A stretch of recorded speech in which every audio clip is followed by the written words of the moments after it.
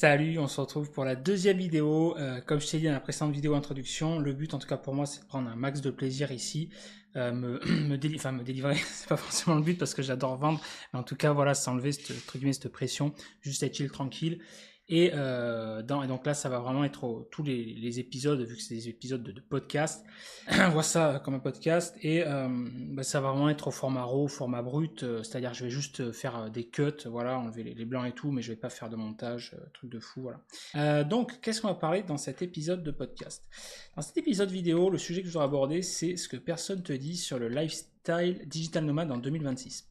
Alors en 2026, et d'ailleurs je pense que c'est valable dans chaque année, hein, mais en tout cas voilà, le thème c'est ce que personne te dit sur la vie de le lifestyle digital nomade. Alors je suis bien passé pour le savoir, même s'il y a quand même pas mal de nuances à apporter, parce qu'il y a plusieurs en fait, il y a plusieurs personnes, il y a plusieurs types de digital nomade. D'ailleurs, d'abord, avant de commencer cette vidéo, je tiens à dire que là, je suis à Maurice, il est 18h23 au moment où je fais cette vidéo, il y a 2 heures de décalage avec la France, depuis le passage récemment à l'heure d'été, parce qu'avant c'était 3 heures. Et donc, c'est l'heure de l'apéro, apéro, pyro. Je sais pas si la chaîne YouTube va être ban ou pas, mais bon, sinon au pire c'est le jus de raisin, quoi. D'ailleurs, alors là on est en plein dans le thème, tu vois, pour le coup. Donc, je suis amateur de rouge, et je suis amateur de bonnes choses en général, épicurien, mais c'est d'autres... Putain, je sais pas ce qui est tombé, là. Et je sais pas ce qui est. D'ailleurs, oui, donc je suis amateur également d'autres choses. Enfin, pareil, je m'entretiens quand même avec le sport et tout. On en reparlera dans d'autres vidéos pour compenser, avoir ce corps d'Apollon. Non, mais en tout cas, ouais, pour se faire plaisir également, trouver un équilibre, ça fait partie de ma philosophie de vie que j'ai envie de partager avec toi. Trouver un équilibre de vie, une philosophie de vie. En tout cas, moi, c'est la philosophie de vie qui me parle. Ça rejoint la devise d'Azix d'ailleurs, je m'écarte un petit peu, mais c'est important, Ananasana in corpo sana, donc un corps sain, un esprit sain dans un corps sain. C'est tout ce qui va animer d'ailleurs ma philosophie de vie et que je vais partager dans cette chaîne YouTube, dans ce podcast, c'est-à-dire tout ce qui va tourner autour du sport, avoir une hygiène de vie saine et également se faire plaisir. Et là d'ailleurs, on est également dans un thème qui m'affectionne particulièrement, même si là ça s'écarte un petit peu du sujet initial, mais je vais quand même en parler. Une petite aparté, c'est-à-dire que pour moi, la philosophie de vie que j'ai par rapport à ça, c'est que j'ai pas une hygiène une diète sportive à proprement parler, vraiment très draconienne. J'ai un ancien pote, lui, moi je trouve ça trop. Je respecte ceux qui ont ça, mais je trouve ça trop. Ça me parle pas. Par exemple, toi, tu fais de la muscu classique quand les fonctionnements en split, et t'as une diète genre tu pèses tout, les patates, le riz, 100 grammes de patates, 100 grammes de riz, tout ça, et tu fais vachement grammes, tu fais vachement pardon, attention, tu prends pas de sucre. Tu prends pas de trucs de desserts sucrés, tout ça. Moi perso ça me correspond pas, je sais que c'est pas pour moi parce que je suis trop gourmand par rapport à ça et j'ai pas envie de me priver. Et si je fais du sport, c'est également pour me faire plaisir. Moi ma philosophie de vie par rapport à ça, c'est plus de trouver un équilibre et ça anime ma philosophie de vie globale tourne autour de cet équilibre finalement. Je trouve que la clé de l'épanouissement personnel, c'est-à-dire que l'épanouissement personnel pour moi, c'est trouver un équilibre dans tous les domaines de ta vie. Et ça c'est très très chaud, c'est-à-dire domaine professionnel, domaine personnel, notamment domaine financier, domaine relationnel, amical, amoureux, familial, etc. Et ça je trouve c'est non seulement c'est le plus dur à trouver, et c'est le plus dur à maintenir. C'est-à-dire que tu peux à un instant T trouver, c'est le fameux instant de bonheur. Et la fameuse question de philosophie, c'est est-ce que le bonheur est... ouais, c'est une chaîne philosophique aussi. Est-ce que le bonheur est un état permanent ou pas? Tu peux, je trouve, avoir un état de bonheur fugace, temporaire, c'est relativement accessible. Tu peux avoir des degrés de bonheur. Est-ce qu'il pleut ou pas? Il fait orage là? Non, ça va, pardon. Mais par contre, maintenir cet état de bonheur et donc maintenir cet équilibre, enfin déjà maintenir un état de bonheur permanent, ça c'est hyper chaud parce que la vie fait que tu es face à plusieurs défis, plusieurs obstacles de vie. Ça c'est la première chose. La deuxième chose, c'est que, admettons, tu peux arriver à trouver un équilibre de vie à un instant T, mais cet équilibre de vie est très fragile et pareil, la vie fait que tu as des aléas et tout. Et donc maintenir cet équilibre dans tous les domaines, très très chaud. C'est souvent... la majorité du temps, tu as des déséquilibres dans différents domaines, et en fonction des parcours de vie, des choix de chacun, parce que la vie est faite de choix, et ben ce déséquilibre va se trouver soit dans le domaine professionnel, soit dans le domaine personnel, dans le domaine relationnel, etc. Je sais que par exemple, à l'époque, quand j'ai voyagé 2 ans en Asie, 2022 à 2024, donc là on va rejoindre le sujet de cette vidéo, le lifestyle. J'avais un épanouissement personnel qui était assez important, déjà au niveau professionnel, ça m'avait bien réussi, c'est là où j'ai réalisé le plus de chiffre d'affaires, donc ça c'est cool. Et donc là vraiment très très bonne période, et pareil enrichissement personnel à tout niveau parce que le voyage j'ai kiffé en fait, j'ai aimé cette sensation de liberté et tout. Donc ça vraiment cool. Après par contre Niveau relationnel, si c'était bien aussi. Si, ouais, franchement, par rapport à ça, le lifestyle digital nomade, c'était vraiment un bon kiff. Après, il y a juste que à cette période-là, j'avais mis le sport en pause parce que bah, justement, là, c'est le sujet de la vidéo. En fait, tu as plusieurs catégories de lifestyle, tu as plusieurs manières de voyager. Donc, déjà, pour cadrer un petit peu le débat, préciser le contexte. Digital nomade, donc si tu sais pas ce que c'est, comme son indique, digital nomade, c'est-à-dire qu'en gros, t'es comment dire, un gitan nomade, quoi, quelque part. C'est-à-dire qu'en gros, tu travailles déjà, tu travailles sur Internet, d'où le nom digital, et nomade parce que t'es nomade, c'est-à-dire que t'es mobile, c'est-à-dire que là, voilà, tu travailles, comme là, quand j'ai voyagé 2 ans en Asie, j'ai fait donc 10 pays, Thaïlande, Cambodge, Vietnam, Indonésie, enfin bref, Philippines et compagnie.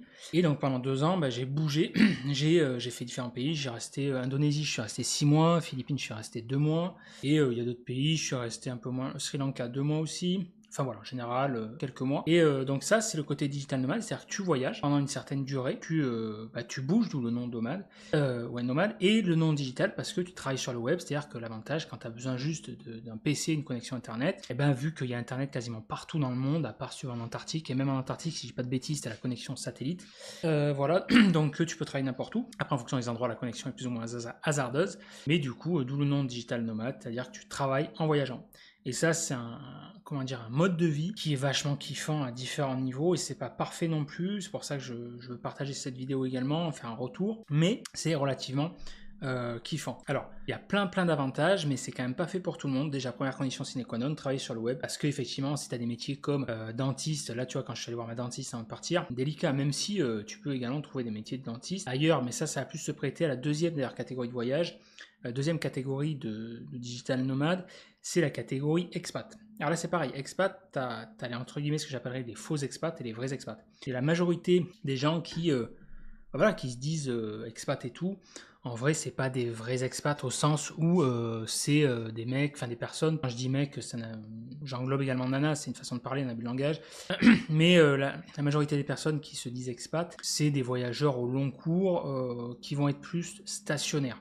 Là par exemple moi donc quand j'ai voyagé 2 ans en Asie, le plus longtemps que je suis resté donc c'est en Indonésie donc 6 mois, donc j'ai fait Bali, Lombok, Java principalement et après bon j'ai fait les îles Komodo également, mais le plus longtemps c'était Bali et voilà donc là c'est vraiment le statut digital nomade, je me considérais pas comme expat dans le sens où alors t'es expat dans le sens pour vraiment plus rentrer dans la sémantique, dans la nuance des mots. T'es expat, oui, parce que là, je suis resté donc 2 ans en dehors de la France, donc je suis expatrié parce que c'est une certaine durée, mais pas vrai expat dans le sens pour moi où le vrai expat, c'est celui qui est vraiment entre guillemets intégré dans le pays. C'est-à-dire que là, Indonésie, l'Asie, tu as des visas, tu as des business, c'est un business, c'est les visas. Tu as plusieurs typologies, catégories de visas. Moi, j'avais pris le B211 pour rester 6 mois en Indonésie. Après, pour 1 an, c'est le visa Kita. Et voilà, la plupart des pays, tu as des visas en fonction de la durée. Maurice, là, tu vois, je reste moins de 3 mois, je reste 2 mois. Donc pour l'instant, j'ai pas besoin de visa vu que je suis ressortissant français. Mais si tu restes donc c'était une certaine durée, je me suis renseigné.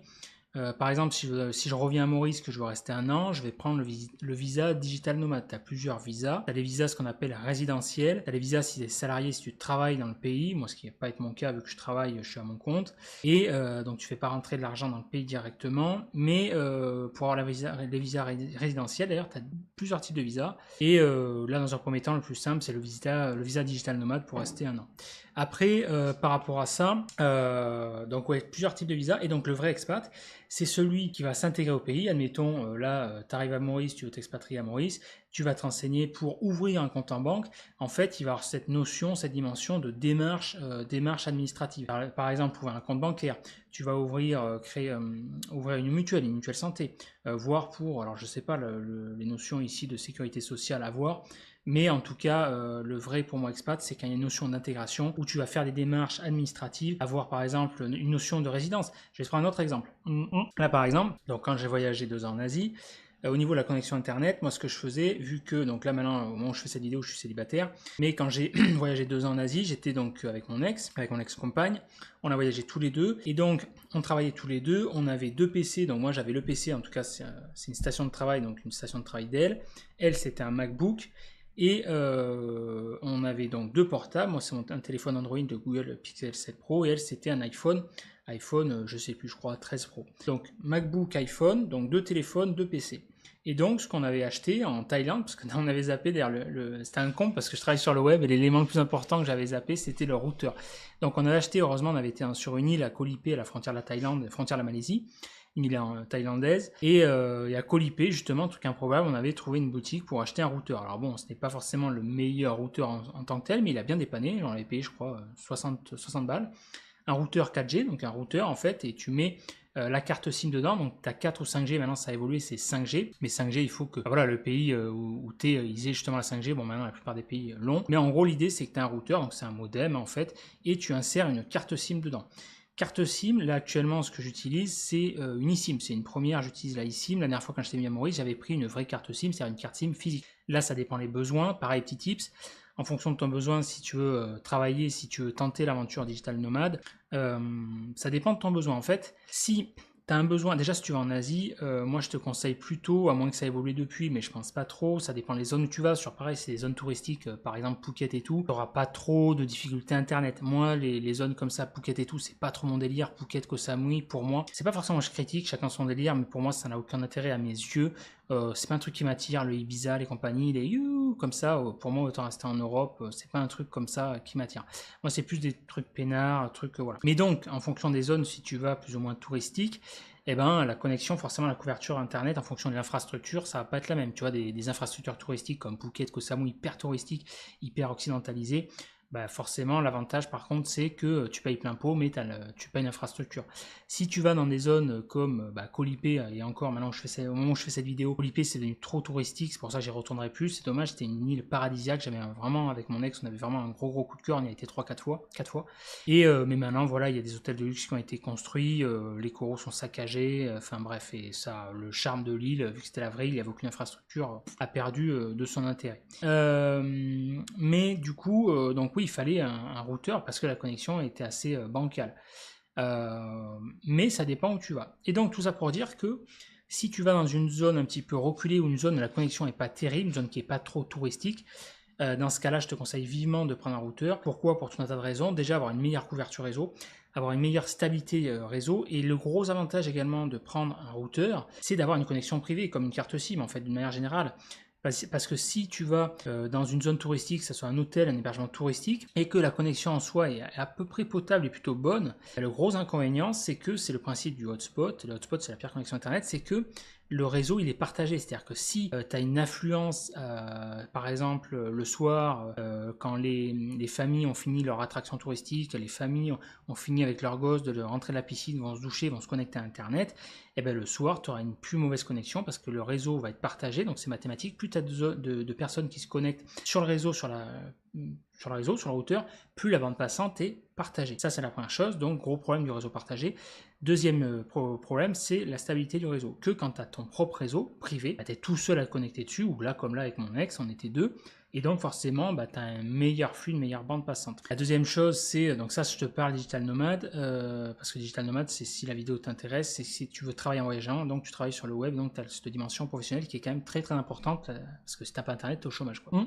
Également, ça dépend de ton besoin. Si tu vas utiliser donc ton PC pour te connecter à Internet et que la connexion n'est pas terrible, il faut prendre un routeur. Là, je suis à Maurice, la connexion est plutôt bonne parce que je suis dans une zone touristique à Grand B. Si j'étais au milieu de Maurice, plus dans la région montagneuse, je suis pas sûr que la couverture aurait été excellente. À voir, tu vois, j'aurais peut-être pris un routeur. Et là encore, tu vois, quand j'étais venu en janvier la première fois, je m'étais connecté avec le téléphone et c'est pareil, une chose à savoir, c'est quand tu utilises un téléphone, la connexion via téléphone utilise beaucoup moins de data, est beaucoup moins gourmande et donc tu vas beaucoup moins sentir si la connexion est bonne ou pas.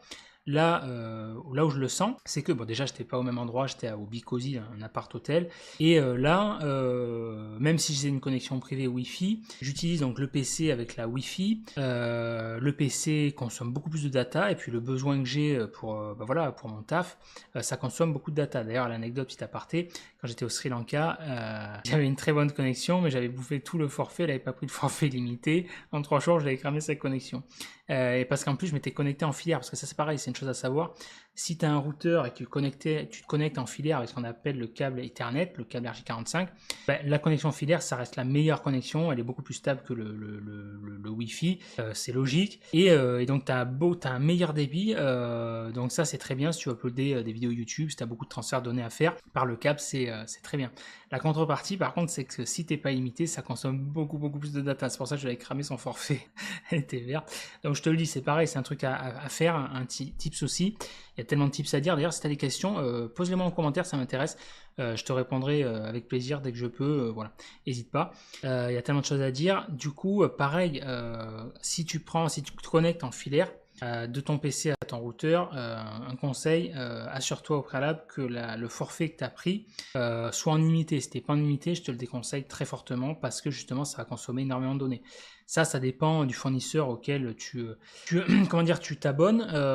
Ça dépend du fournisseur du pays. Une pratique courante, là tu vois MTEL. Alors c'est pareil parce qu'il y a énormément de choses à dire. Le tips aussi, c'est que pareil, ce que je te disais là en tant que moi je suis vraiment considéré touriste un petit peu particulier. C'est un statut de touriste digital nomade. Je suis entre deux. Tu vois quand je te parlais du vrai expat. Le vrai expat, tu vois, j'avais été voir. Alors ça, en fait, quand je voyageais en Asie, donc je prenais chaque fois, c'était un réflexe, dès que j'arrivais dans un nouveau pays, je prenais une nouvelle carte SIM et voilà, je changeais le cash et compagnie et on changeait, enfin, on s'arrangeait avec mon ex. On avait une partie carte bancaire, moi j'avais la carte Gold de Fortuneo que j'ai toujours, d'ailleurs que je te recommande, très très bon. Elle est gratuite si tu fais un paiement ou un retrait par mois, donc c'est bon, sinon ça te coûte 9 € par mois. Et c'est surtout que c'est très intéressant si tu changes en devise, il faut toujours changer dans la devise locale, tu as toujours le meilleur taux. Comme là à Maurice, le taux actuel ça fluctue, on est autour des 53. Si tu vas changer dans des money changers, le meilleur money changer c'est le Money King à Port-Louis, il est à 53,50. Shinobi il est à 53, l'aéroport ça dépend. D'ailleurs je te déconseille très fortement dans tous les voyages que tu fais, c'est une énorme connerie. De surtout pas changer à l'aéroport, de pas prendre de carte SIM, pas changer ou alors changer le minimum pour vraiment payer le taxi pour te rendre au logement ou ce que tu dois faire. C'était un problème, si tu as besoin d'un minimum de cash, 50-100 balles, mais que ça soit pour l'argent ou pour les cartes SIM pour les services, ne prends surtout pas l'aéroport parce que l'aéroport c'est toujours plus cher. Sauf ça dépend de certains endroits, comme là au Mexique. D'ailleurs au Mexique tu avais un meilleur taux de change à l'aéroport, c'était limite le seul contre-exemple. Et là MTEL à Maurice ça ne coûte pas plus cher.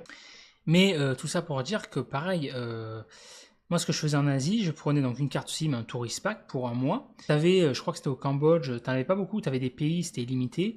Et sinon la plupart c'est des forfaits, c'était 80 Go, ça dépend, fallait voir ce qui te correspondait. Nous pour notre besoin, je crois que c'était 80 Go, c'était pas mal, c'était bien. Et après, ce qui était pas mal, c'était le système de top-up, de recharge. Et là, ce qui était bien pratique, c'est que tu téléchargeais l'appli du FAI que tu utilisais, comme la MTEL, tu télécharges l'appli MTEL, Blink, ça a changé. Et donc il t'envoie un code SMS, tout ça, nanana. Et moi la carte SIM, elle n'était pas dans le téléphone, elle était dans le routeur. Mais donc pendant que tu fasses la manip juste pour la validation, je la mettais dans le téléphone. Maintenant j'ai la eSIM, donc c'est encore mieux. La eSIM, tu gardes ta carte SIM actuelle, comme là par exemple ma carte SIM française avec le FAI SFR, je la désactive parce que j'en ai pas besoin pour éviter leur forfait et compagnie, et j'ai l'eSIM MTEL activé. Mais tu peux garder les deux, pourquoi pas.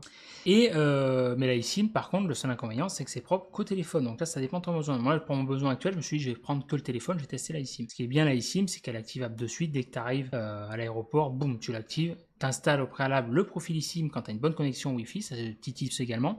Sinon, tu perds le principal intérêt de la eSIM parce que pour installer le profil, en fait, ça se fait en deux temps l'eSIM. Tu installes ce qu'on appelle un profil eSIM, tac. Donc là, il faudra une connexion internet. Et ensuite, une fois que le profil eSIM est activé, tu l'actives pour avoir la couverture réseau. Et là, l'activation, tu la fais que, moi ce que je te conseille, c'est que tu la fais que le jour de ton arrivée. Alors, parce que sinon tu perds, moi je me suis fait couillonner, je crois que je me suis perdu, parce qu'il me dit ah félicitations c'est activé, mais en fait vu que je l'avais activé parce que tu reçois un QR code 3 jours avant, j'avais fait l'erreur de l'activer, parce que la majorité des gens la première fois, et du coup tu perds les quelques jours, tu vois, moi je crois que j'ai dû perdre 2-3 jours bêtement, bon c'est pas grave, mais par contre, ouais la eSIM du coup tu l'utilises, t'as internet de suite, ça c'est cool, et également c'est pareil, t'as des eSIM, et la plupart des SIM sont en data only, c'est-à-dire que t'as pas de numéro de téléphone. Là, celle que j'ai là avec MTEL, c'est une vraie eSIM, c'est-à-dire que c'est une SIM virtuelle, mais j'ai tous les avantages de la SIM physique que j'avais en janvier, avec un numéro de téléphone, je peux appeler, recevoir des SMS, donc ça c'est bien, et pas que en data only. Ça c'est bien pour le côté pratique, parce que ben voilà, ça me donne passer les appels. Moi, le principal intérêt que je me suis rendu compte, c'est de déjà t'en servir de GPS, parce que le GPS en mode connexion, c'est pas terrible. Et pareil, ben voilà, une info pratique, tu as besoin, là, comme là, Maurice, j'avais fait un tour d'hydravion, tu as besoin d'appeler quelqu'un, ou que là, quand j'avais loué une villa, tu as besoin d'appeler quelqu'un, ou là, un taxi, j'en ai pas besoin, parce que là, j'ai loué une bécane, mais sinon, enfin, tu vois, pour les questions pratiques, ben voilà, d'appeler, ben, c'est bien d'avoir une SIM, tu vois, dans le téléphone. Et donc, oui, juste tout ça pour dire que l'histoire de résidence, c'est qu'ici à Maurice, donc quand j'ai voyagé en Asie, t'avais pas ce problème, c'est-à-dire que je pouvais recharger, pas de souci, c'était des prépaid SIM mobile. Et là, en fait, je me suis rendu compte que quand j'ai téléchargé l'appli Blink, la nouvelle application d'Emtel, là, du fournisseur, principal fournisseur à Maurice, t'en as plusieurs, mais celui-là est pas mal. Sinon, t'en as un autre là pour la fibre, je sais plus le nom. Et c'est surtout, encore une fois, pour les logements, le côté résidentiel. Et là, en fait, je pouvais pas. Il me disait, numéro invalide, le numéro marche pas. J'ai dit, mais comment ça, il y a un problème ou quoi? La SIM, pourtant, je suis censé savoir. Enfin, les SIM, je suis censé avoir un vrai numéro comme la carte SIM, quoi. Du coup, j'ai testé plusieurs trucs. Enfin, bref, ça marchait pas. Du coup, je me suis rendu dans une boutique Mtel. J'ai demandé, mais si, votre numéro, ça marche bien et tout. Il m'a fait voir le code et tout. Il me dit, là, juste la différence, le problème, c'est que vu que vous n'êtes pas résident, et ben du coup, vous pouvez pas recharger via l'application. Vous pouviez via l'ancienne application. Effectivement, l'ancienne application n'est plus valide sur les nouvelles versions Android. Ah, j'ai dit ok. Du coup, bon, il y a une manip pour recharger avec sur le site MTL ou des envois de code, mais via l'application, je ne peux pas. Et donc ça, c'est la limite aussi justement du vrai expat. Il faut, pour moi, le vrai expat, c'est celui qui est résident, parce que tu as quand même des limitations au niveau, comme là, tu vois, de la carte SIM. D'ailleurs, c'était le cas également en Inde aussi, de souvenir. Ouais, en Inde, c'est pareil, il y avait une limitation quand tu n'étais pas résident. On avait pu feinter avec un mec de l'hôtel qu'on connaissait, et il nous avait... c'était quoi la bidouille? Pareil, il avait réussi à nous passer son je sais pas quoi, son passeport. Il a ouvert son compte à son nom, je sais plus. Il y avait une bidouille comme ça, tu vois. Et pareil, en Indonésie, on avait eu la vraie SIM, parce que c'est pareil, en Indonésie aussi, ça avait changé, ça a changé maintenant, tu te fais couillonner, parce qu'en Indonésie, ils ont vu le côté financier, et maintenant ils disent que voilà, si, admettons, tu prends une SIM touristique, bah déjà le prix des SIM touristiques ont explosé, parce que c'est pareil, à l'époque Maurice c'était 3 fois moins cher, en Indonésie pareil, maintenant t'as plus le choix. Et c'est surtout qu'Indonésie, la grosse arnaque, c'est qu'en gros, ils te font payer une taxe qui est énorme, je crois de 40%, qui est proportionnelle au prix d'achat de ton appareil. C'est-à-dire qu'admettons, tu as un iPhone, tu as acheté un téléphone, un Pixel, un Google, ce que tu veux, un smartphone à 1000 balles, tu vas payer 400 balles de taxe. Ouais, 400 balles de taxe. Pareil pour, si tu l'utilises sur un PC, admettons, tu as un MacBook ou un PC comme moi, une station de travail, tu as payé ton MacBook, j'en sais rien, moi, 2000 balles, et ben tu vas payer 40%. Donc, si je dis pas de bêtises, ça va faire 800 balles. C'est énorme. Donc, nous, bien évidemment, c'était hors de question. Donc, justement, là, encore une fois, un des gros avantages du routeur, c'est que vu que la carte SIM, on l'utilisait dans le routeur, si on n'a pas été contrôlé, mais s'il y avait un bis-bis, eh ben, on aurait dit que c'est juste le routeur, on l'utilise. Et donc, le routeur, 40% de 60 balles, c'est pas pareil, c'est pas un problème, tu vois. Également, et on était en boutique, toujours allé dans des boutiques physiques, un petit shop. Et justement, on avait utilisé la nana nous avait passé un vrai téléphone, une SIM, un numéro indonésien. Voilà, des petits tips. Et donc tout ça, c'était pour le côté SIM. Alors il n'y a pas que ça dans le côté digital nomade. Ce que je voulais parler surtout, où ça a pris pas mal de temps, mais bon, le but c'est voilà, en mode chill, tranquille, on a un apéro. C'est surtout parler sur ce que personne ne dit, la vraie vie. Alors moi, le retour que j'ai, à mon niveau, hein, l'expérience de chacun est différente. Déjà, digital nomade, 1, ça dépend de ton niveau de vie, si tu as des bons revenus ou pas. 2, ça dépend là où tu vas. Je vais te passer des exemples concrets. La première fois, donc, quand j'ai vraiment fait l'expérience digital nomade, là, pour moi, c'était donc 2 ans en Asie, de 2022 à 2024. Quand je suis parti, mon activité, ça marchait pas tant que ça. Mais avec mon ex, on avait vraiment une envie de partir et faire ce test-là. On avait des économies de côté, on avait alloué un budget pour... à la base, c'était surtout un an. Un an et après, on verra. Et du coup, on a étendu 1 an et demi, après 2 ans. Mais à la base, c'était 1 an et le circuit devait se boucler en Indonésie. On avait pris les billets d'avion parce que voilà, c'est moins cher de réserver à l'avance. Et on devait rester 6 mois en Asie, donc d'avril à octobre. Et voilà, la plupart on avait fait les pays, on avait balisé un petit peu comme ça les pays. Par rapport au visa également, tout ça. Et donc on avait défini un budget et du coup, donc ce budget-là, on s'y était tenu, on était très complémentaires là-dessus. Moi, je payais par carte, elle payait en espèces, tout ça, très très bien. Et l'Asie, bah voilà, ça coûte pas cher, mais encore une fois, ça dépend de ton niveau de vie. Enfin, ça dépend surtout de ton mode de voyage. Parce que c'est toujours pareil, c'est comme celui qui va en France, celui qui va aller à Paris, celui qui va manger au Ritz, au Carlton, dans un resto 3 étoiles, et celui qui va manger dans une guinguette locale ou un bistrot, tu vois. Donc pas pareil. Ça dépend si tu vas à Paris, dans le Lot-et-Garonne, enfin tu vois, toujours pareil. Et là en Asie c'est pareil.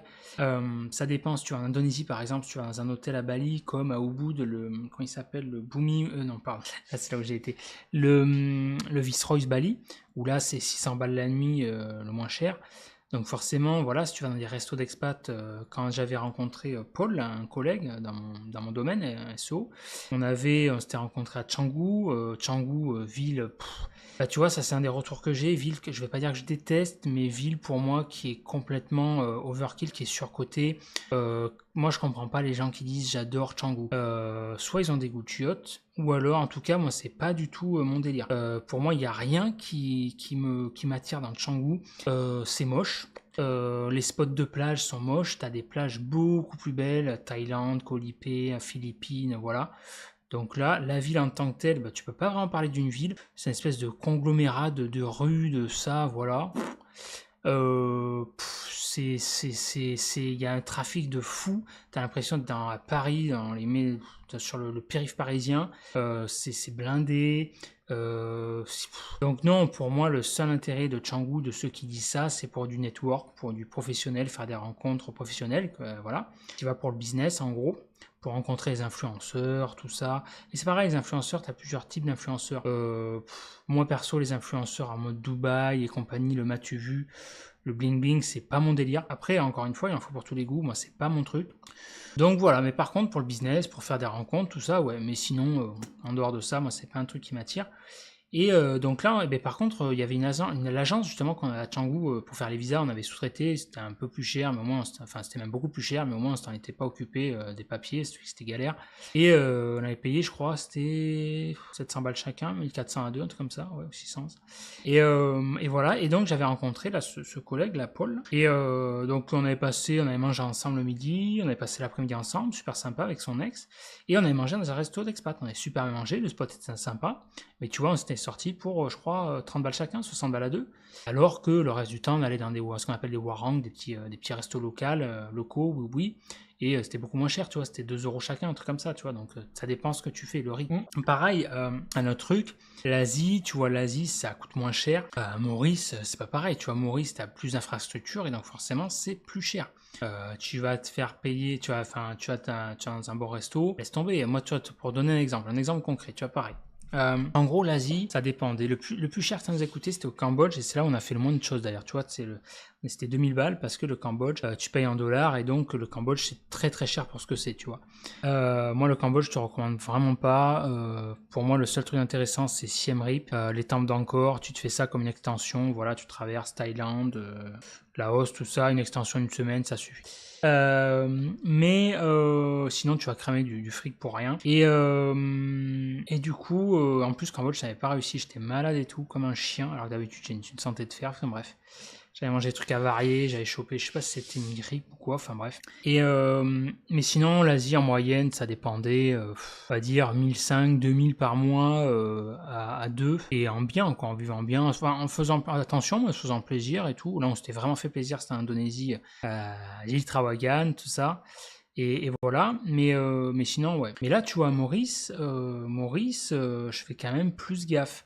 Et donc, tout ça pour en revenir au sujet où ça dépend, en fait. Tu vois, en Asie, on avait fini un budget, et donc le taf, ça marchait pas trop fort. Mais par contre, le voyage m'a réussi parce que le voyage, pour moi, ça a une influence sur mon état d'esprit. C'est l'objectif de cette chaîne également, de ce podcast. C'est que je me suis rendu compte que c'est pas parce que tu travailles plus que tu gagnes plus, en tout cas de mon expérience. Au contraire, justement, en Asie, c'est là où j'ai moins travaillé et j'ai le plus gagné. Pourquoi? Parce que j'ai changé d'environnement, en fait.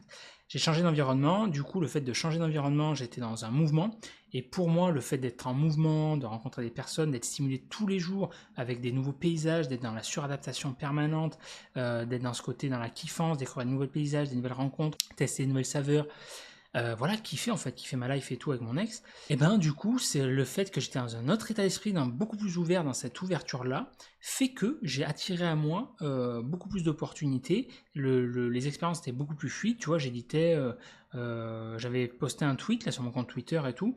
Voilà, j'aimerais bien lancer des interviews, des podcasts et tout. Est-ce que vous connaîtrez des personnes et tout, comme ça, une bouteille à la mer.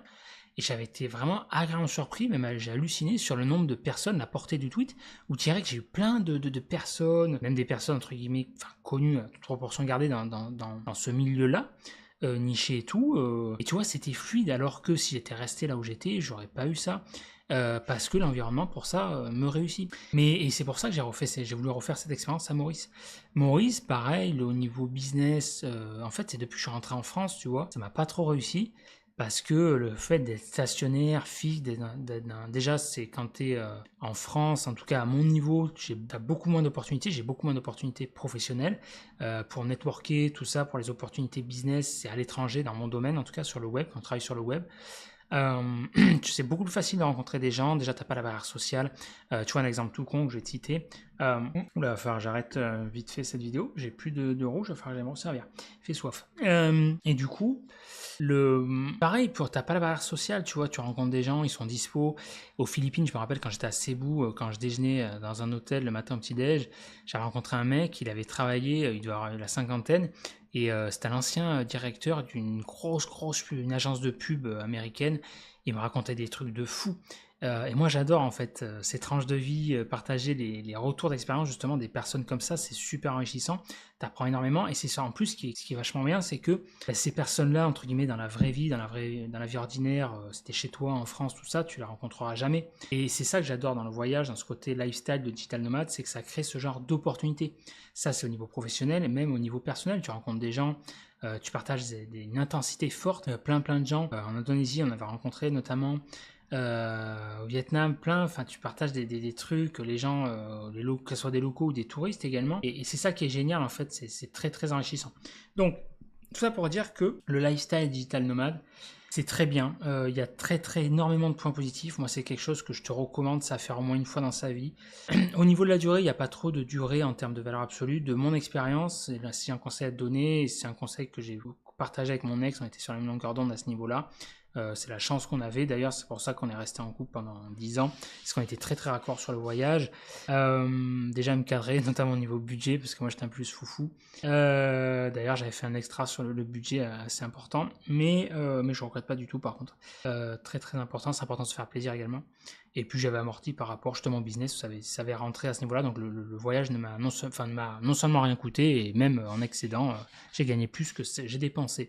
Mais d'ailleurs en rentrant je me suis offert la voiture de mes rêves, je sais pas, peut-être pas parce qu'il y avait une voiture encore plus, mais la voiture qui me correspondait à mes besoins, j'avais vraiment un coup de cœur en Malaisie, et donc bien. Mais en termes de durée, nous on s'est rendu compte que 1 an c'est bien. Au bout d'1 an et demi, en fait, ça peut paraître fou ce que je vais dire. Au bout d'1 an et demi, on commençait à être entre guillemets usé, éreinté par le voyage, et c'est là où on a pris la décision de rentrer, de prendre le vol retour. On est rentré au bout de, c'était 1 an, c'était 1 an et demi d'ailleurs, c'était pas forcément 2 ans. On est parti exactement le 13 novembre 2022 et on est rentré, je crois que c'était le 27 mai 2024, ouais. Donc c'était plus 1 an et demi que 2 ans. Et on avait fini par la Turquie, l'entre-deux symboliquement, c'est fait le pont entre l'Asie et l'Europe. Et ouais, au bout de, c'était à partir après le Sri Lanka, ouais, à partir de fin mars, début avril, on commençait à tirer. Parce qu'en fait, mais il faut vivre l'expérience pour comprendre, parce que tant que tu vis pas l'expérience, tu peux pas comprendre, ça peut te paraître lunaire, et je comprends. Parce qu'en fait, le voyage, ce genre de voyage, c'est génial. En tant que justement digital nomade, c'est-à-dire quand tu te déplaces souvent, en tant qu'expat, c'est différent. Expat, tu as vraiment une notion de statique, c'est-à-dire tu t'expatries, comme là par exemple, tu vas dans un pays, tu te poses dans un pays, en fait tu restes stationnaire, c'est juste que tu es dans un autre pays. Donc au début, tu as les démarches et tout, mais ça se fait. Une fois que tu es casé, tu as ta routine, voilà. Bon, moi, c'est pas ce que je cherchais avec mon ex. C'était vraiment de voyager, de découvrir d'autres pays. Il y a tellement de choses à découvrir. Et c'est de trouver un compromis. En fait, c'était nous, ce qu'on cherchait surtout, c'est cette notion de liberté temporelle. C'est-à-dire que le gros avantage qu'il y avait dans ce mode de voyage, c'était contrairement à un voyage classique en vacances où tu pars, admettons, alors la plupart des gens partent 15 jours. Nous, c'était 3 semaines, 1 mois, surtout 1 mois. 1 mois, c'était une bonne base parce que 15 jours, ça fait trop court. Et en fait, on disait le problème, c'est que le problème quand tu as une contrainte temporelle de durée, c'est que tu as un spot qui te plaît, tant pis, ça va être la course, vite, t'as envie de rentabiliser ton voyage, ce qui est normal, on a plein de choses à faire, on a que 15 jours, 3 semaines, 1 mois, même si nous, on partait qu'un mois, comme au Mexique, voilà, on va faire ça, on délimiter, par exemple, le Yucatan, par expérience, il vaut mieux délimiter une zone, ce que je te conseille plutôt que de vouloir faire, entre guillemets, ton chinois et vouloir faire un maximum de choses, pour moi ça a peu d'intérêt. Tu vas faire un max de transport, tu vas pas voir grand chose, tu vas survoler, donc moi c'est pas quelque chose que je te conseille. Et c'est plutôt délimiter une zone, en faire moins mais mieux, et limiter les transports. Et donc ouais, le problème quand tu as ça, quand tu pars 3 semaines à mois, que tu es limité par le temps, c'est la course, tu fais un max de trucs, tu survoles, voilà. Nous ce qu'on voulait, c'était de se libérer de ça, de se dire ok, il y a un spot qui nous plaît pas, on trace, ça nous plaît, on reste. Et ça, pour moi, c'est le vrai luxe en fait de ce mode de voyage là qu'on cherchait et qu'on a apprécié par rapport à ça. T'adaptes en fait ton rythme de voyage. Ça c'est très très bien, même si voilà, on cadrait un minimum par rapport au visa et au vol, mais tu avais une souplesse à ce niveau-là qui était très très appréciable. Tu pouvais arriver à temporiser à ce niveau-là. Après, ouais, un mois en fait, on a une réalisation au bout de 6 mois en fait, dès qu'on arrivait en Indonésie, à Ubud, les premiers mois après, où on s'est posé, moi, pour développer une formation. Et là, ouais, il y a vraiment une prise de conscience qu'on a eu en même temps. Et moi, j'ai vraiment une prise de conscience. Je me dis, mais putain, mais ça y est, en fait, j'ai le déclic. Je sais ce que le voyage, je sais ce que j'ai trouvé ce que je suis venu chercher, en fait, parce que quand tu pars dans ce mode de voyage, tu vas chercher quelque chose finalement. Tu vas chercher l'expérience, tu vas te chercher toi-même au niveau intérieur. L'extérieur, c'est que ça t'apporte, mais un enrichissement intérieur. Ce que tu cherches finalement, le but ultime, c'est que l'extérieur t'apporte des réponses, mais toujours au niveau intérieur, au niveau de voilà, ton état d'esprit, de ta manière de penser, ta vision du monde, etc. L'extérieur nourrit ton intérieur et vice-versa. Et parce que ton état d'esprit intérieur se reflète également à l'extérieur. Et donc ouais, tu viens chercher une partie de toi-même, des réponses à tes questions. Et moi, j'avais vraiment eu ce déclic à ce niveau-là. Parce que j'avais voyagé, j'avais été stimulé, et puis là, je m'étais posé. Poum, et là, tu prends du recul, tout ça, et je me dis, ok, on fasse des rizières, tout, c'est symbolique, mais c'est vrai, hein, c'était peut-être cliché. Et ouais, on a vu cette révélation en même temps avec mon ex, et ouais, on s'est dit, putain, mais ça y est, on a trouvé, et maintenant on va quand même continuer à kiffer. On avait dit qu'on partirait 1 an, et on a envie de kiffer, tu vois. Mais on a trouvé ce qu'on a voulu venir chercher, et le reste, ça sera du bonus. Et en rentrant, voilà, on va se poser, on va bosser à fond, parce qu'en fait, on se demandait, on partait pour trouver des réponses, et notamment sur le fait de, est-ce qu'on veut, voilà, voyager à temps plein toute notre vie, pas toute notre vie, mais pendant une certaine durée. Est-ce que c'est ça? Est-ce qu'on veut s'expatrier? Est-ce que finalement c'est une parenthèse enchantée et quelque part on va rentrer et après on va retrouver notre vie ordinaire entre guillemets? Et justement on avait trouvé les réponses à ces questions, et pour trouver les réponses à ces questions là, il n'y a que en expérimentant, en faisant le test, il n'y a que toi qui pourras trouver cette réponse, parce que ces réponses sont personnelles.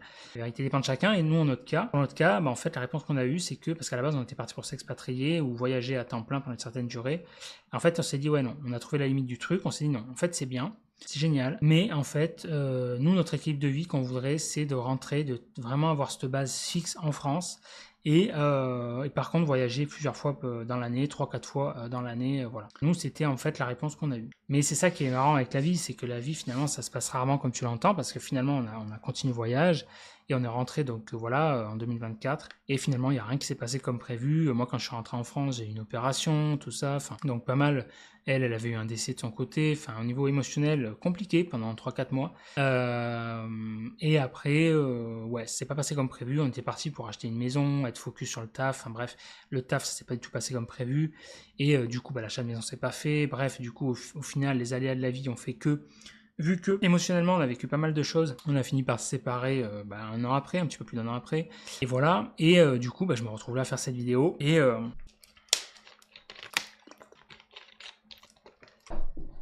on était à Maurice. Et là, donc je suis parti 15 jours en janvier, en vacances, vraiment en mode vacances, ça m'a vraiment fait bizarre. Parce que là c'était les vraies vacances, c'est-à-dire j'ai pas mis mon PC, j'ai pas travaillé quasiment, à part un petit peu regarder les mails et tout, mais 3 fois rien. Et donc j'ai vraiment kiffé, ça m'a vraiment fait du bien à titre personnel. Et d'ailleurs, voilà, la petite anecdote, c'est qu'au niveau donc là c'est marrant, ce voyage m'avait beaucoup réussi au niveau relationnel, pas professionnel, mais relationnel. C'était vraiment au niveau des nanas, l'île de la tentation. J'ai énormément eu de succès à ce niveau-là. Et du coup, et même, c'était très fluide. J'ai eu plein entre guillemets, de petits miracles. La vie était vraiment fluide. Il y a eu des annulations providentielles. L'hydravion, il fallait réserver 2 mois à l'avance. Moi, j'y suis allé au culot comme ça. Je dis, s'il y a une annulation, on verra. Il me dit, vous avez de la chance. Il y a une annulation. Lundi, ça vous va? Donc 2 jours après, oui. Il m'avait répondu le samedi soir. Normalement, il était fermé. Enfin bref, voilà. La marche avec les lions, j'avais réservé le lundi. Normalement, il fallait 15 jours d'attente. Là, il y avait une annulation, nickel. C'était pour le vendredi. Moi, j'étais persuadé que c'était le samedi parce qu'à force, il y avait tellement d'ananas, ça m'avait fait tourner la tête. Et du coup, je pensais que c'était le samedi, en fait, c'est le vendredi. Du coup, je me suis pas pointé, c'était pas remboursable, c'était quand même 100 balles le truc. J'ai dit, c'est pas grave, je vais aller voir la nana. J'avais prévu d'aller voir une nana, j'ai dit, c'est pas grave, j'ai fait ce choix-là. Et du coup, bah, au final, il s'est avéré que j'y suis allé le lendemain comme prévu, le samedi. J'ai demandé, on sait jamais. Je demande à la nana à l'accueil, il me dit ah non, désolé, c'est pas remboursable, il n'y a plus de place et tout. J'ai dit bon, bah tant pis. J'ai dit, si je m'étais engagé, que si par miracle il y avait une place, je m'engageais à revenir à Maurice au mois d'avril, avril-mai. Et là, je discute avec la nana et tout, 10 minutes, super sympa et tout, et je sais pas pourquoi, et bien à la fin et tout, voilà, paf. Ils sont split, et elle me dit, putain, je vais regarder, on sait jamais. Putain, regarde, elle me dit, mais vous allez pas le croire, mais vous avez trop de la chance, elle me dit, il vient d'avoir une annulation juste à l'instant. Elle me dit, là, si vous voulez, aujourd'hui, je sais plus, je crois que c'était à 13h, 14h, je sais plus. Si ça vous va, j'ai dit, vas-y, banco, enfin, tu vois, truc comme ça, et des synchronicités de la vie. Et c'est ça, justement, c'est ce qu'on appelle l'alignement, d'ailleurs, c'est tout ce qui est synchronicité de la vie, toutes ces choses spirituelles, ça, j'en parlerai dans une autre vidéo. Il y a beaucoup de choses à dire, par expérience aussi là-dessus. Il y a beaucoup à boire, à manger. Mais ouais, des synchronicités de la vie et de vivre justement ce phénomène d'alignement. Quand tu es aligné, en fait, la vie est fluide. Et ça, pour l'avoir expérimenté plusieurs fois, je peux te le dire. Et c'est ce que je cherche finalement au travers de mes expériences, c'est de vivre cet état d'alignement. Et c'est ce qu'on cherche tous finalement, hein, l'état de fluidité. Et c'est une des raisons pour laquelle je suis revenu à Maurice, pour tester pendant 2 mois le fait de changer d'environnement, vu que changer d'environnement, généralement, ça me réussit soit au niveau personnel ou au niveau professionnel. L'idéal, c'est que ça soit dans tous niveaux, tous les domaines. Et voilà. Et donc, tout ça pour dire, pour finir cette vidéo, ce que personne te dit sur le lifestyle digital nomade, c'est qu'il y a quand même une contrepartie. Des petits bémols, c'est pas fait pour tout le monde parce que déjà ça demande énormément d'adaptation, c'est pas tout beau tout rose chaque fois, même si la balance bénéfice-risque, le jeu en vaut l'argent de la chandelle, à la longue c'est usant. Alors là 2 mois ça va parce qu'en plus je suis arrivé, enfin pas en terrain conquis, mais j'avais déjà les repères à Maurice, c'est plus simple, il y a plus d'infrastructures, voilà. Mais si tu pars 1 an, moi si c'est une expérience à faire, moi je te conseille au minimum d'1 an. L'Asie ça se prête bien, mais après tu as d'autres endroits. Si tu voyages au minimum, faut que tu voyages au minimum 1 an pour t'en rendre compte. Mais si tu voyages, pour avoir croisé plusieurs voyageurs au long cours qui ont voyagé plus d'1 an, le son de cloche est assez similaire, en tout cas en sac à dos également, parce que nous on voyageait en sac à dos. Là je voyage en mode un peu plus confort, là j'ai pris un Airbnb avec la valise et tout, et pour prendre le matos de sport. Et quand j'ai fait le voyage en Asie pendant 2 ans, c'était en sac à dos, j'avais pas pris le matos de sport, mais j'avais pris le sac pour le PC portable, le matos pro, et donc j'avais 2 sacs, enfin 3 sacs, un autre sac que je mettais sur l'autre, pour le sac de tous les jours, et donc le sac à dos, sac d'affaires perso, donc limité, hein, j'étais à 12 kilos, et le sac pro, j'avais pas le matos de sport. Et donc ouais, au bout d'un moment, c'est usant parce que quand t'arrives chaque fois dans un pays, tu dois te réadapter, la banque, la SIM, le ci, le là, la culture, les codes, tout ça, conduire à gauche, bon ça à la limite tu t'y habitues, mais... Enfin bref, au bout d'un moment, c'est d'être dans la suradaptation à la longue. En quelques mois, c'est pas un problème. Au bout d'1 an, 1 an et demi, au bout d'un an que tu commences, le cerveau il commence à dire, oh, ce qui s'est passé, donc quasiment 1 mois, ça faisait 1 an... Ouais, 1 an et 1, 2, 3, 4 mois, 1 an, 4 mois. 1 an, 4 mois, on commençait à pouf. Il y a eu un truc, tous les deux, ça. Il y a eu un stade, ça a fait switch. Et là, on s'est dit, ouais, non. Commencer, entre guillemets, à moins apprécier. On a quand même apprécié, attention. Là, la Turquie, mais on sentait que c'était le temps on appréciait de rentrer. Se pose et il y a un temps pour tout, comme on dit. Voilà. Mais ça, si t'as pas expérimenté ça pendant 1 an, tu peux pas comprendre. Et donc du coup, ça c'est la première chose. La deuxième chose, c'est que tu as quand même entre guillemets des contraintes. Et ça, après, c'est propre à chacun. Moi par exemple, j'aime bien quand même le confort aussi. Là, tu vois, je suis parti en mode plus confort avec la valise. Quand j'étais en sac à dos, j'avais pas autant d'affaires. Là, voilà, je suis en mode plus, voilà, des affaires de rechange, tout ça, plus habillé aussi, plus apprêté. Parce que je suis célibataire aussi, le mode c'est de la séduction. Alors, séduction. Et pareil, matos de sport, tu vois, un truc, t'es limité en place et en poids. Là, la valise, alors la place, ça allait. Mais tu vois, le setup, par exemple, bah là, c'est un setup mobile, tu vois. J'ai quand même des contraintes au niveau du setup. Bon, là, c'est en version chill podcast, on s'en fout. Mais si c'était pour la chaîne pro, ce serait un petit peu plus emmerdant. Et là encore, ça va, que moi, c'est une cible B2B, mais si tu veux faire du montage et tout, j'ai pas le setup fixe, par exemple, avec le bras micro, la grosse tour, la grosse config, la grosse dalle 27 pouces, enfin, tu vois, l'éclairage, tout ça, pareil, il faut t'adapter. Tu as des contraintes à ce niveau-là logistique, parce que le voyage rythme avec adaptation, et surtout, minimum aussi contrainte de place. Pareil, le matos de sport que j'ai, parce que là, j'ai voulu vraiment en faire l'entre-deux, me rapprocher de la vie d'expat, parce que c'est la limite aussi que j'avais eu au voyage, j'avais pas fait assez de sport, et forcément, j'étais rentré, j'étais plus fat, quoi. Et donc, pour la ligne, j'ai pris le matos, là, là, en ce moment, à l'époque, je faisais la méthode LaFe, maintenant, je fais la méthode CTS, là, depuis début juillet 2025, très très bien, et donc, je cherchais en gros un appareil, donc pareil, une méthode, par contre, pardon, tout au poids pareil au poids du corps, mais plus élaborée, sophistiquée, on va dire, plus complète, plus efficiente, intelligente. Et là, je kiffe en ce moment ce que je teste, la méthode CTS là, de Christophe Cario. Et très très bien, donc tu as une barre de traction démontable. Pareil, il y a ce côté que je cherchais, un côté équipement de musculation, mais minimaliste aussi. Pas avoir beaucoup de matos avec des barres, des poids et compagnie. Barre traction démontable, sangle de suspension, anneaux, élastique, tout ça, méthode élastique. Le seul problème, la limite à ça, on va dire, c'est que notamment la barre traction, elle pèse 1,5 kg, 2 kg, tu vois. Et donc, quand j'ai mis le matos de sport, le poids avec Air France était limité à 23 kg en soute, en franchise de bagage. Et là, avec le matos de sport, j'étais à 26,5 kg, tu vois, 27. Et j'hésitais à le prendre, je me suis dit, est-ce que je paye le surplus? Et j'ai hésité parce qu'il disait la fourchette entre 20 et 300 balles, tu vois. Je dis, ok, c'est 20 balles, ça va, 300 balles, c'est chaud. J'ai pas pris le risque, du coup, j'ai pas pris la barre de traction et la canne de massage non plus. Et finalement, enfin, je regrette, tant pis, c'est pas grave, mais j'ai demandé quand même au comptoir d'enregistrement. Il me dit, bah là, ça a bien baissé. Si vous aviez un excédent de 4 kg, ça aurait été 40 euros. Parce qu'en fait, ça dépend des vols également. C'est long courrier international, c'est le plus cher. Et il me dit, ça a bien baissé récemment. Avant, c'était plus cher. Donc, en gros, 10 euros le kilo. Je dis, ah putain, si j'avais su, bon. Je le saurai pour la prochaine fois, tu vois, c'est un tips également, je te dis. Après, ça dépend également des compagnies aussi, attention. Voilà. Donc, ouais, c'est la limite à ça. Et également, deuxième limite, c'est la bouffe. Si t'en as qui sont moins sensibles, mais si t'es gourmand comme moi, épicurien, moi, j'aime la bonne bouffe. Et ça, la France, même si la France a énormément de défauts, on paye vachement de taxes, d'impôts, tout ça. La France, pour voyager vraiment, avoir pas mal voyagé, reste indétrônable au niveau de la bouffe. Même s'il y a plusieurs pays où tu manges très bien, notamment l'Inde, le Sri Lanka, tout ça. La France reste indétrônable, notamment au niveau du rouge, du vin rouge, de la bouffe en tant que telle, le pain, le bon pain, la viande rouge, etc. Bref, tout ça, quoi. Et ça, tu ne retrouves pas ailleurs. Là, par exemple, à Maurice, je vais faire les courses, tu vois, pourtant, à Maurice, il se rapproche finalement plus de la France. Tu as plusieurs franchises, comme des anciennes franchises comme Monoprix, même Decathlon, Leroy Merlin, enfin bref, ils parlent français la plupart. Et tu as Super U, tu as un autre, la Winner, où je vais faire mes courses, qui est moins cher. Mais la qualité n'a rien à voir, tu vois. T'as pas la qualité française, le bon pain français, la bouffe, pareil, t'as beaucoup moins de choix. Tu vois les aliments transformés, n'en parlons pas. T'as des tranches, ils disent de poulet, tu sais même pas que ça ressemble à tout sauf du poulet. T'as pas envie, tu te dis putain, t'as pas envie d'ingérer ça dans ton corps, tu vois. Et voilà, sinon ça coûte une blinde. Et sinon, il faut aller manger dans des restos d'expat, des restos touristiques, là où tu vas être tenté, c'était gourmand, ou des restos diète vraiment végan, des trucs comme ça. Et mais ça coûte également une blinde, donc ça dépend également de ton niveau de vie. Et donc, tout ça pour dire, si ça t'intéresse, je développerai ça dans une autre vidéo, parce que la vidéo va être bien assez longue, je sais pas combien de temps elle va durer, mais si t'as des questions, encore une fois, n'hésite pas à me le dire en commentaire. Tout ça pour te dire que la vie de digital nomade, c'est très très bien. C'est quelque chose à faire au moins une fois dans sa vie pour tout un tas de raisons, le fait de changer d'environnement, le fait de t'apprendre énormément sur toi-même. Là surtout que là en plus c'est une autre expérience que je fais parce que je pars tout seul, tu vois. Donc ça c'est pareil, c'est quelque chose que je te conseille aussi à faire au moins une fois dans ta vie, voyager tout seul. Donc ça c'est quelque chose à faire. Après se pose la question de la durée.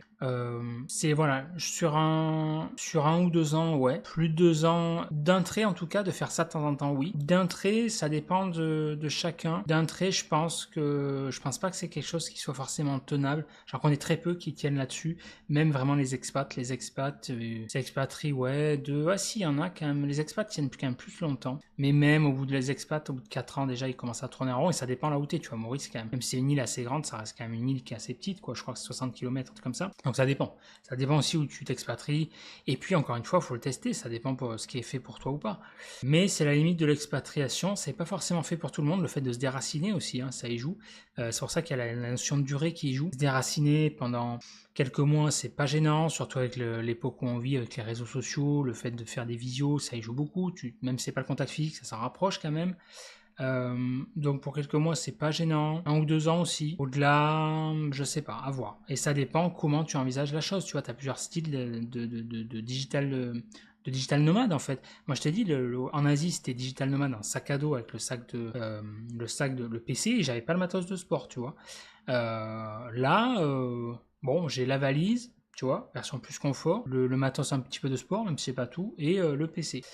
Donc 2 mois, mais voilà. Donc ça dépend. Ça dépend, ça a quand même un coût. Hein. Ça a quand même un coût. Tu peux, donc le billet d'avion, les visas. Si tu cherches du pas cher, l'Asie reste indétrônable. Tu peux facilement l'amortir sur la durée. En fonction d'autres destinations comme Maurice, ça va te coûter un petit peu plus cher ou tu vas plus te limiter. Mais c'est quelque chose à vivre. En tout cas, moi, si j'ai un conseil à te donner, si tu as un choix à faire entre resto, ciné, activité, escape en France ou ça, franchement, alloue-toi un budget. Si tu as un bon salaire ou que tu as un niveau de vie qui te permet, ben voilà, fais-le, fonce. Et sinon, mets l'argent de côté, alloue-toi un budget de, j'en sais rien, moi, idéalement, il n'y a pas de valeur absolue. Moi, ce que je te conseillerais, si tu veux quand même bien profiter, avoir un budget de 10, tu vois, 10 000. 10 000, c'est quand même bien pour profiter de l'expérience, pour être un petit peu, voilà. Dans tous les cas, il faut délimiter un budget. Moi en Asie, justement, j'ai eu la chance que ça a très bien marché. Du coup, ce budget-là, il a été absorbé, voilà. Mais de définir un budget d'épargne sur lequel tu es prêt à taper dessus s'il y a besoin, si ça rentre pas. Voilà, je vais finir là-dessus. Vidéo freestyle qui était bien plus longue que je le pensais, mais ça va être à l'image de ma chaîne. J'espère que cette vidéo t'a plu. Si tu as des questions, justement, n'hésite pas à les mettre en commentaire. J'essaierai d'y répondre. Si tu as des sujets également de vidéos, de thèmes que tu veux que j'aborde, n'hésite pas à me le dire en commentaire juste en dessous et on se retrouve dans une prochaine vidéo. À de suite, ciao.